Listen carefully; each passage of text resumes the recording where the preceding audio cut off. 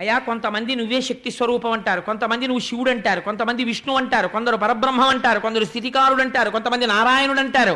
నేనంటున్నాను మహానారాయణ, సముద్రంలో ఎన్ని బుడగలు పట్టినా ఒక సముద్రమే అయినట్టు, ఎన్ని బుడగలు పుట్టినా అవి సముద్రమే కదండి. సముద్రం కన్నా భిన్నత్వం ఉందా బుడగలకి? ఎన్ని ఆభరణాలుగా కనపడినా అది బంగారమే అయినట్టు, ఎంత జగత్తుగా కనపడినా ఉన్నది విష్ణువే అని నేను అంటున్నానయ్యా అన్నారు.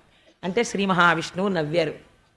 మీరు తప్ప ఎవరు చెప్పగలరండి ఇటువంటి సత్యం అన్నారు మహాజ్ఞాని శంకరుడు. అంటే అన్న తర్వాత శంకరుడు అన్నాడు, ఏమయ్యో నేను విచిత్రం విన్నాను, నువ్వేమిటో అచ్చు మా ఆవిడ కన్నా అందంగా మోహిని వేషం కట్టి సురాసురులకు పంచిపెట్టావుట కదా, ఏది ఓసారి చూడాలనుంది, అలా కనపడదు అన్నారు.